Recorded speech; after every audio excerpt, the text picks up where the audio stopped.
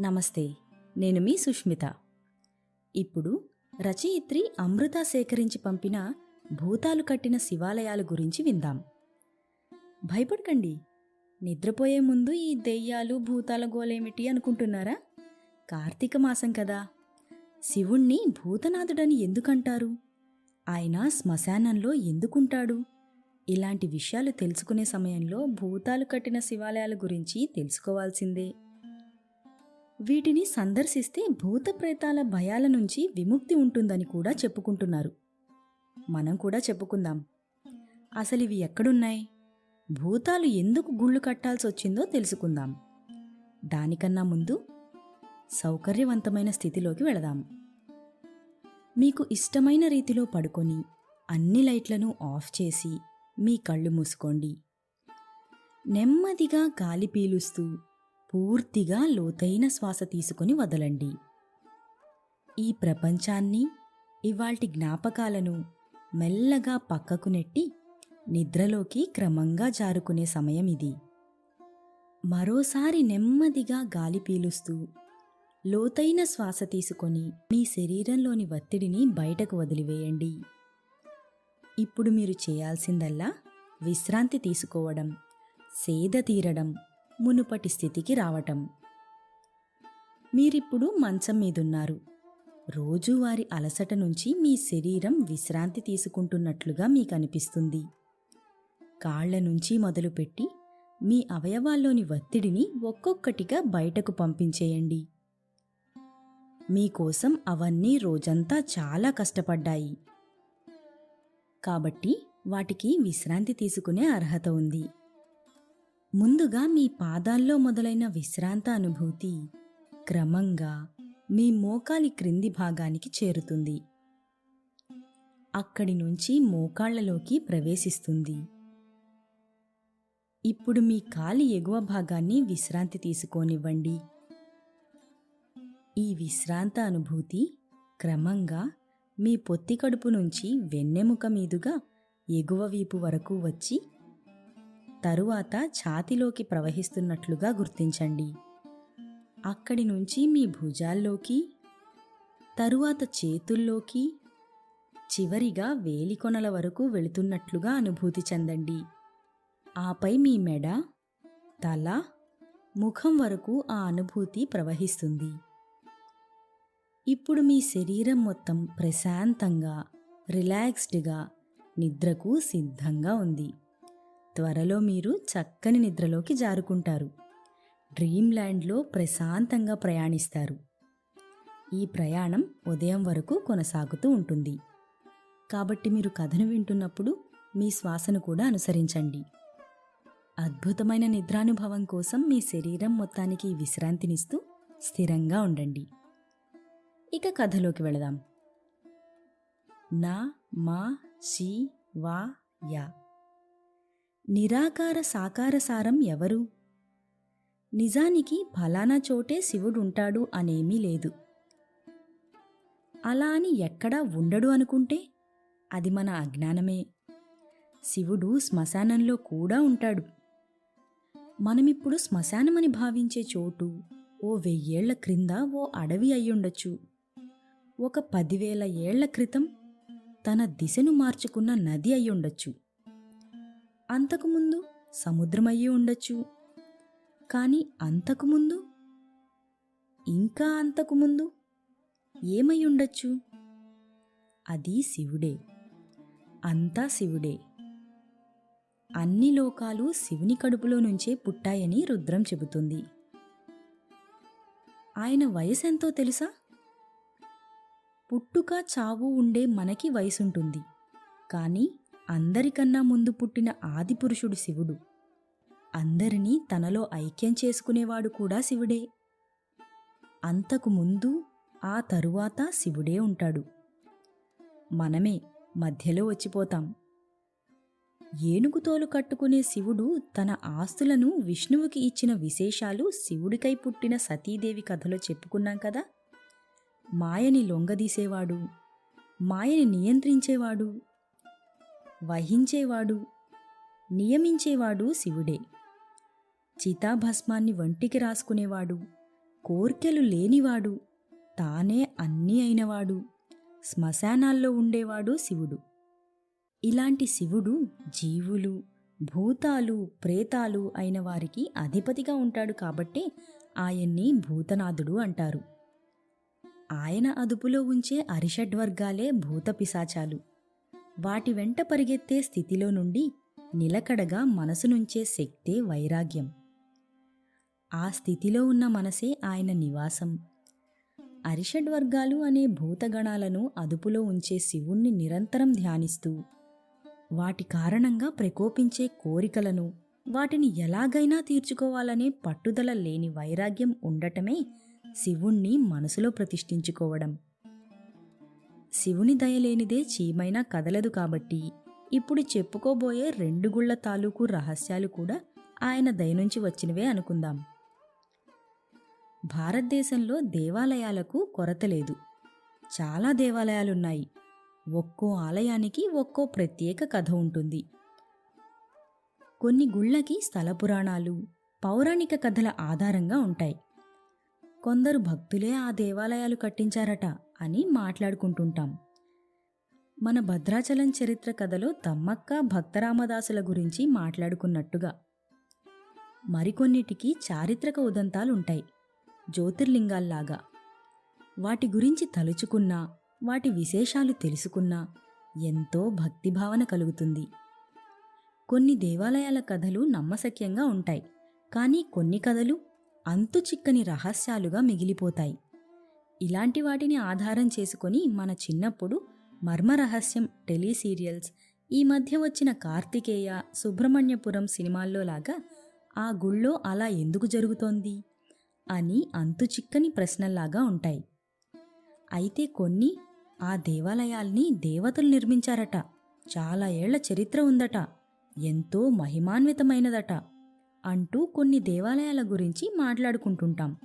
లేకపోతే ఫలానా రాజులు ఎంతో వైభవంగా ఆ గుడిని కట్టించారట అని వింటుంటాం. అన్నట్టు బతుకమ్మ కథలో చోళులు ఇక్కడ తెలంగాణలో వేములవాడ నుంచి బృహదీశ్వరాలయం కోసం శివలింగాన్ని తీసుకువెళ్లారని చెప్పుకున్నాం కదా. ఆ ఆలయంలో కొన్ని అంతు చిక్కని రహస్యాలు ఇంకా ఉన్నాయి. తంజావూరులో 13 అంతస్తులతో నిర్మితమైన ఈ ఆలయ నిర్మాణానికి ఎటువంటి ఉక్కుగాని, సిమెంటుగాని వాడలేదు. పూర్తిగా గ్రానైట్ రాయితో కట్టబడింది. భారతదేశంలో 13 అంతస్తులు ఉన్న ఏకైక పురాతన క్షేత్రం ఇదే. 80 టన్నుల ఏకశిలతో చేసిన గోపుర కలశం ఈ ఆలయ విశేషం. ప్రశాంతంగా నిద్రపోయేందుకు నీంద్ యాప్లోకి అడుగుపెట్టండి. ఈ క్షణమే నీంద్ యాప్ను డౌన్లోడ్ చేసుకోండి. ఒత్తిడిని తగ్గించి ప్రశాంతమైన నిద్రలోకి మిమ్మల్ని తీసుకెళ్లే చక్కని కథలు, ధ్యాన పద్ధతులు, ఆహ్లాదకర సంగీతాన్ని మీరు నీంద్ యాప్లో మాత్రమే వినండి. ఇవే కాకుండా పలు రకాల స్లీప్ ప్రోడక్ట్స్ అయిన sleep gummies, milk mix, sleep tea bags గురించిన సమాచారం తెలుసుకోవచ్చు. ఈ ప్రోడక్ట్స్కి మీరు బానిస అయ్యే అవకాశమే లేదు. వీటిని వాడడం వల్ల మీకు ఎటువంటి సైడ్ ఎఫెక్ట్స్ కూడా ఉండవు. సంపూర్ణంగా నిద్రపోయేందుకు ఇవి సహకరిస్తాయి. మీ నిద్రానుభవాన్ని మరింత మెరుగుపరుస్తాయి. మనం మాట్లాడుకునే శబ్దాలు ఈ ఆలయంలో మళ్లీ ప్రతిధ్వనించవు. అంతటి శబ్ద పరిజ్ఞానంతో ఈ ఆలయాన్ని నిర్మించారు. మిట్ట మధ్యాహ్న సమయంలో ఈ ఆలయ గోపురం నీడ ఎక్కడా పడదు. గుడి నీడ కనబడినా గోపురం నీడ మాత్రం చూడలేము. ఈ ఆలయం మాత్రం ఇప్పటికీ అత్యద్భుతంగా కొత్తగా నిర్మించినట్లు కనిపిస్తుంది. ఈ శివాలయం ప్రపంచ వారసత్వ జాబితాలో చేరింది. అయితే ఎప్పుడన్నా ఆ శివాలయాలు దెయ్యాలు కట్టించాయట అని మాట్లాడుకున్నామా? ఈరోజు ఇప్పుడు మనం చెప్పుకోబోయే దేవాలయాలను దెయ్యాలు నిర్మించాయని అక్కడ ఉండే స్థానికులు అంటున్నారు. నమ్మలేని నిజంగా ఉన్నా మీరు నమ్మాలి. వాటి గురించి వివరాల్లోకి వెళితే, ఒక శివాలయాన్ని రాక్షసులు రాత్రికి రాత్రే నిర్మించారని చారిత్రక కథనాలున్నాయి. దెయ్యాలు గుడెలా కట్టగలవు? దెయ్యాలకు దేవాలయాల్లోకి ఎంట్రీనే లేదు. దెయ్యం నుంచి తప్పించుకోవడానికి గుడిలోకి వెళ్ళి దాక్కోవడాన్ని చాలా సినిమాల్లో చూశాం. కానీ ఇక్కడ దెయ్యాలే ఒక దేవాలయాన్ని కట్టేశాయి. అది మనుషుల కోసం. ఈ వింత ఎక్కడ జరిగిందబ్బా అనుకుంటున్నారా? ఆ గుడి కర్ణాటక రాజధాని బెంగుళూరుకు సమీపంలోని పొమ్మవర అనే గ్రామంలో ఉంది. ఆ గుడి పేరు సుందరేశ్వరాలయం. దాదాపు 600 సంవత్సరాల క్రితం ఆ ఊరిని దెయ్యాలు పట్టి పీడించేవి. అక్కడి జనాలకు నిద్ర లేకుండా చేసేవి. ఆ దెయ్యాలకు భయపడి ఆ ఊరిలో అడుగుపెట్టాలంటే బయట గ్రామాల వాళ్ళు హడలిపోయేవారు. అదే ఊరిలో బుచ్చయ్య అనే మంత్రగాడు ఉండేవాడు. బుచ్చయ్య పేరుకి మంత్రగాడే అయినా పరమశివుడికి అరివీర భక్తుడు. దెయ్యాల బాధను తట్టుకోలేక వాటి నుండి కాపాడమని ఆ ఊరి జనం బుచ్చయ్యను వేడుకోగా కొన్నేళ్లపాటు పరమశివుని ధ్యానం చేసి దెయ్యాలను ఆవాహనం చేసుకునే మంత్రతంత్రాలను తెలుసుకున్నాడు. అలాగే ఊరి జనాలకు దెయ్యాల భయం పోయేందుకు ఆ ఊరిలో ఓ శివాలయం నిర్మించాలని తలపెట్టాడు. అనుకున్నదే తడవుగా ఊరి జనం సహాయంతో శివాలయం నిర్మించాడు. కాని అక్కడ గుడి కట్టడం ఇష్టం లేని దయ్యాలు రాత్రికి రాత్రే ఆ గుడిని ధ్వంసం చేశాయి. దాంతో తీవ్ర ఆగ్రహానికి లోనైన బుచ్చయ్య శివుని వరంతో తన వద్ద ఉన్న శక్తినంతటినీ ఉపయోగించి ఆ దెయ్యాలను బంధించాడు. వాటి జుట్లను పట్టుకొని కత్తిరించాడు. బందీలైన దెయ్యాలు విడిచిపట్టమని బుచ్చయ్యను వేడుకోగా 2 షరతుల మీద బుచ్చయ్య వాటికి విముక్తి ప్రసాదించాడు. అందులో ఒకటి, ఆ దెయ్యాలు కూల్చిన గుడిని అవే తిరిగి నిర్మించాలని, రెండవది, ఇంకెప్పుడూ ఆ ఊరి జనాలకు దెయ్యాల పీడ ఉండకూడదనే షరతులు పెట్టాడు. దాంతో రాత్రికి రాత్రే దెయ్యాలు ఆ గుడిని తిరిగి నిర్మించాయి. అయితే ఈ గుడిలో మరో విశేషముంది. గుడి గోపురాలపై సహజంగా దేవతల బొమ్మలు, విగ్రహాలు ఉంటాయి కదా. కానీ ఈ గుడిలో మాత్రం అన్నీ దెయ్యాల బొమ్మలే ఉంటాయి. గుడి మాత్రమే నిర్మించి దెయ్యాలు అంతర్ధానమైపోగా ఆ గుడిలో పరమశివుని ప్రతిష్టాపన జరగలేదు. ఇప్పుడు సుందరేశ్వర స్వామి దేవాలయంగా ఆ దేవాలయం ప్రసిద్ధి చెందిన ఈ శివలింగానికి ఓ ప్రత్యేకత ఉంది. మంచినీటి బావి కోసం గుంత తీస్తుండగా ఓ శివలింగం బయటపడిందట. ఆ శివలింగం దాదాపు 8 అడుగుల ఎత్తుతో ఎంతో సుందరంగా, చూడగానే మనసుకు ఆహ్లాదాన్ని, ఆనందాన్ని కలిగించేలా ప్రశాంతమైన వచ్చస్సుతో మెరిసిపోతూ దర్శనమిచ్చింది. ఈ ప్రత్యేకమైన శివలింగం కారణంగానే ఈ గుడికి సుందరేశ్వర స్వామి ఆలయం అనే పేరు వచ్చిందని అంటుంటారు. అంతేకాదు, ఇంత ఎత్తైన శివలింగం ఆ రాష్ట్రంలో మరెక్కడా లేదని ప్రతీతి. కర్ణాటకలోని బొమ్మావర ఉన్న సుందరేశ్వర ఆలయంలో ఉన్న శివలింగం ఆ రాష్ట్రంలోనే ఎత్తైన శివలింగం. ఈ శివలింగానికి 600 సంవత్సరాల చరిత్ర ఉందంటారు. ఆ శివలింగాన్ని అక్కడ ప్రతిష్ఠించి పూజలు చేయడం మొదలుపెట్టినప్పటి నుంచి కూడా ఆ ప్రాంతవాసులకు అంతా మంచే జరుగుతుందని నమ్మకం ఏర్పడింది. అలా అప్పటి నుంచి ఆ గుడిలో పూజలు చేయడం మొదలుపెట్టారు. కార్తీక మాసంలో కర్ణాటకలోని ఈ శివాలయాన్ని దర్శించాల్సిందే. దెయ్యాల బాధ ఉన్నవారు ఈ దేవాలయాన్ని దర్శిస్తారట. ఇలాంటి కథ ఉన్న మరో గుడి కూడా ఉంది. భారతదేశంలోని మధ్యప్రదేశ్ నడిబొడ్డున రహస్య చరిత్రతో కట్టబడిన పురాతన శివాలయానికి కాకన్మత్లో చమత్కార అవశేషాలున్నాయి. ఈ 11వ శతాబ్దపు అద్భుత దేవాలయం కచ్చపఘాట పాలకుడు కీర్తిరాజా ఆధ్వర్యంలో నిర్మించబడింది. ఇది ఇటీవల పురావస్తు శాస్త్రవేత్తలు మరియు చరిత్రకారుల ఆసక్తిని రేకెత్తించింది. కాకన్మత్ యొక్క ప్రాముఖ్యత దాని నిర్మాణ వైభవానికి మించినది. ఇది గతయుగం నాటి మేధస్సుని ప్రతిధ్వనిస్తూ ఉంటుంది. శివునికి అంకితం చేయబడిన ఈ విశేషమైన ఆలయానికి సంబంధించిన గొప్ప కథలున్నాయి. స్థానిక జానపద కథల ప్రకారం చుట్టుపక్కల గ్రామాల నివాసితులు ఈ ఆలయాన్ని ఒకే రాత్రిలో దెయ్యాలు నిర్మించాయని నమ్ముతారు.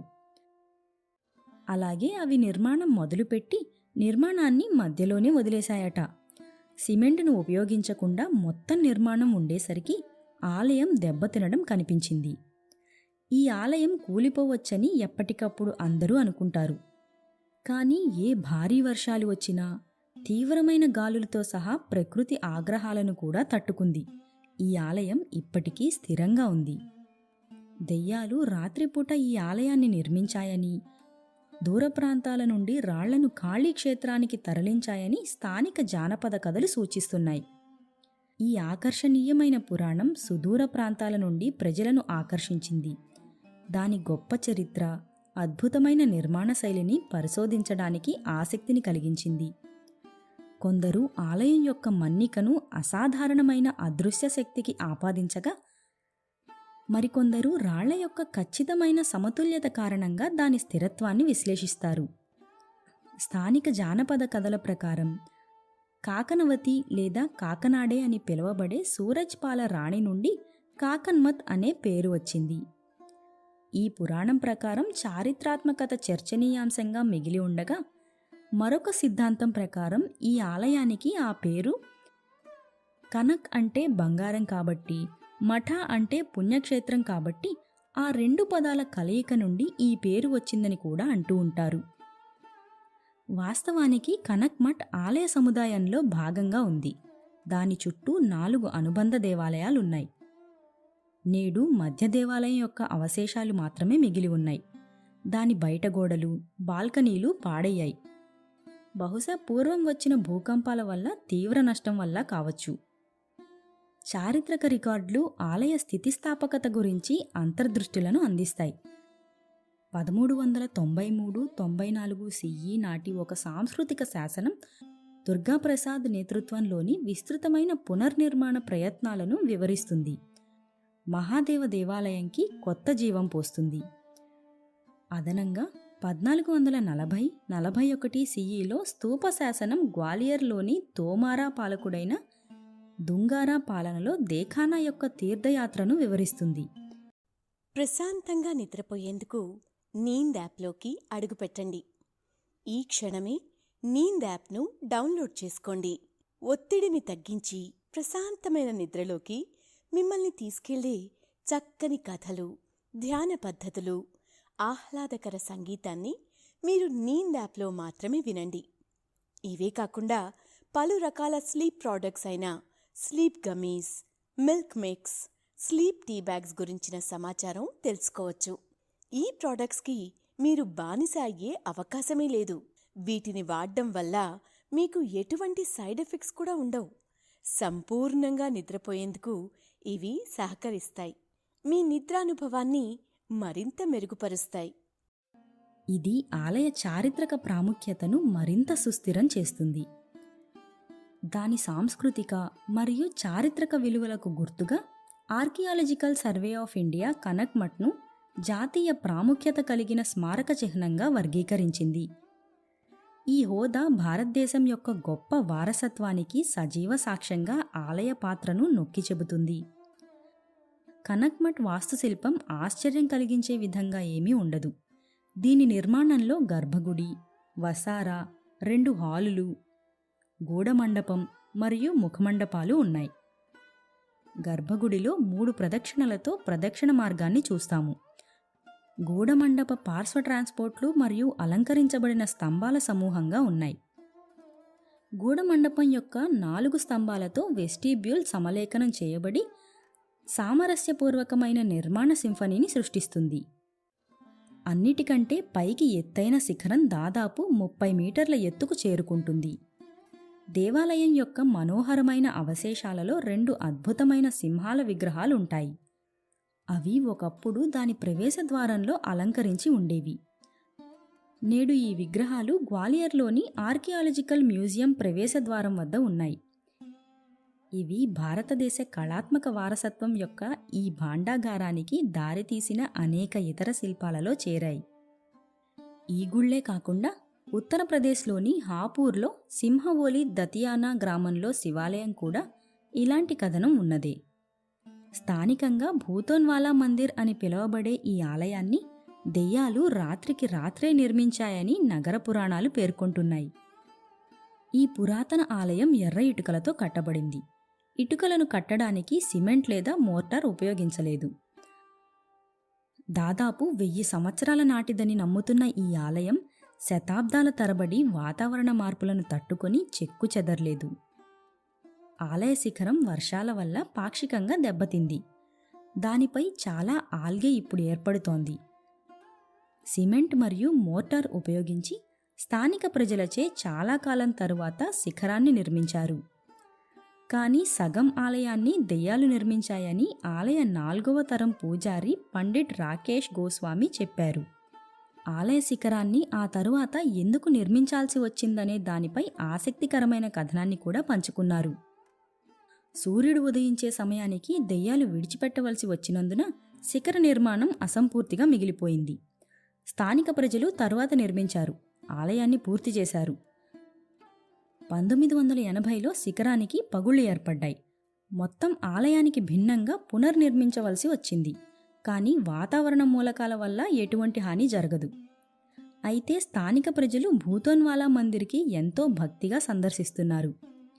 ఈ భూతాల దేవాలయం నిజానికి ఈ గ్రామాలను విపత్తు నుండి కాపాడుతుందని, వర్షం, వడగళ్ళు, తుఫాను లేదా వ్యాధి కారణంగా ఎటువంటి నష్టాన్ని ఇప్పటి వరకు ఎదుర్కోలేదని స్థానికుల నమ్మకం. అతివృష్టి, అనావృష్టి సమయాల్లో ఇతర ప్రాంతాల్లో రైతులు భారీ నష్టాలను చవిచూసి ఆత్మహత్యలకు పాల్పడినప్పుడు కూడా ఈ గ్రామంలోని వారికి ఎటువంటి ప్రభావం లేదని చెప్పుకుంటారు. గ్రామం మరియు చుట్టుపక్కల ప్రజలు కూడా ఈ ఆలయం దెయ్యాలచే నిర్మించబడిందని, భూతనాథుడి ఆశీర్వాదమని ఒకవైపు నమ్మినా, స్థానిక చరిత్రకారులు, హేతువాదులు దీనిని పుకారుగా కొట్టిపారేస్తారు. ఈ ఆలయాన్ని ఎవరు నిర్మించారనేది స్పష్టంగా తెలియనప్పటికీ గుప్తుల కాలంలో ఇటుక దేవాలయాలు ప్రసిద్ధి చెందిన 3వ శతాబ్దంలో నిర్మాణ సంకేతాలను వాస్తుశిల్పం చూపిస్తుందని వారంటారు. అలాగే ఆలయపు రాళ్లపై గుప్తుల కాలం నాటి శిల్పాలు కనిపిస్తాయి. శత్రువుల దాడి నుండి రక్షించుకోవడానికి దెయ్యాలు ఆలయాన్ని నిర్మించాయని, స్థానిక ప్రజలు పుకారును సృష్టించి ఉండవచ్చని కూడా అనేవారున్నారు. స్థానికులు మాత్రం తమ నమ్మకానికి కట్టుబడి అక్కడ ఫోటోలు కూడా తీయకుండా నియమనిష్టలతో వచ్చి శివుడికి పూజలందిస్తున్నారు. ఏది ఏమైనా దేవుడుంటే దెయ్యము ఉంటుంది. అయితే దేవుడు అన్ని శక్తులకి అతీతమైనవాడు, అన్ని జీవుల్లో ఉన్నవాడు, జీవులను పుట్టించి వెంట ఉండేవాడు, తనలో కలుపుకునేవాడు అనుకోవడంలో ప్రశాంతత లభిస్తుంది. కానీ ఓ ఆలయం ఉంటే దాన్ని ఎవరో ఒకరు కట్టించే ఉంటారు కదా. అలాగే ఈ విశ్వం ఉన్నప్పుడు దాన్ని కూడా ఎవరో ఒకరు సృష్టించే ఉంటారు కదా. అంతుచిక్కని ప్రశ్నలకు సమాధానమే శివం. శివనామం శక్తివంతమైనది. శ్రీకరం, శుభకరం అయిన దాన్నే, మంగళకరమైన దాన్నే శివం అంటారు. శివుని నామజపంలోనే వసి అనే శబ్దం వస్తుంది. అన్నిటినీ వశం చేసుకునేవాడు ఆయనే. విశ్వమంతా ఆయనలోనే ఉంది. అందుకే బ్రహ్మ విష్ణువులు ఆయన ఆది అంతం కనుక్కోలేకపోయారు. శివపురాణం ప్రకారం శివుడు నాశనం చేయలేని ఓ మహా విశ్వశక్తి, విశ్వమంతా నిండి ఉన్న శక్తి. భూతనాథుడు అంటే గతించిపోయిన కాలానికి అధిపతి. ఇక్కడ గతం అంటే మనం చూస్తున్న వర్తమానమైన మరొక మనిషికి, ప్రాంతానికి జరిగిపోయిన కాలం.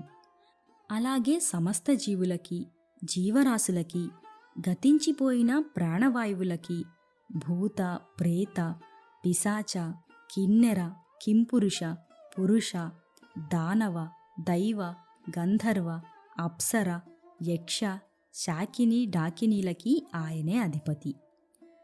అన్ని స్వరూపాలు ఆయన ఆజ్ఞలోనే ఉన్నాయి.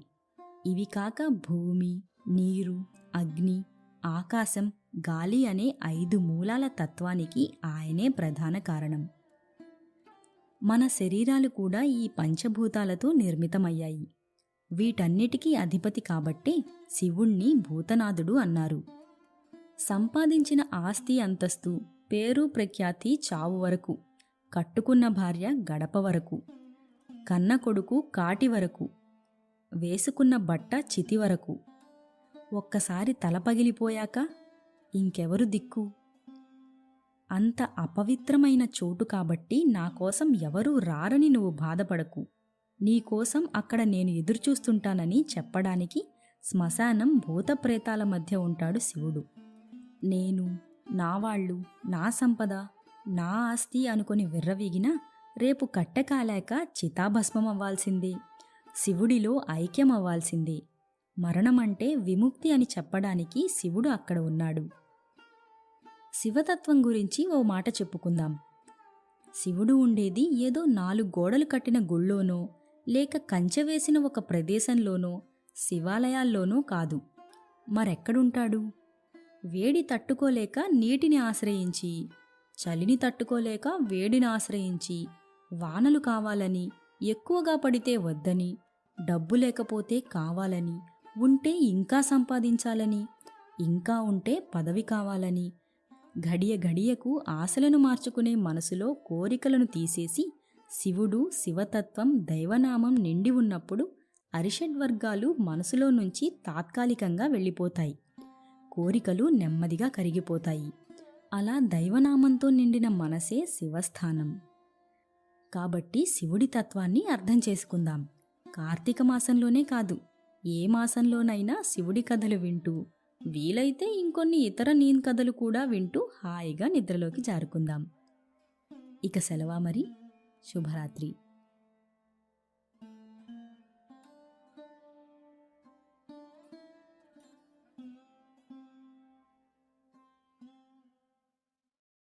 ప్రశాంతంగా నిద్రపోయేందుకు నీంద్ యాప్లోకి అడుగుపెట్టండి.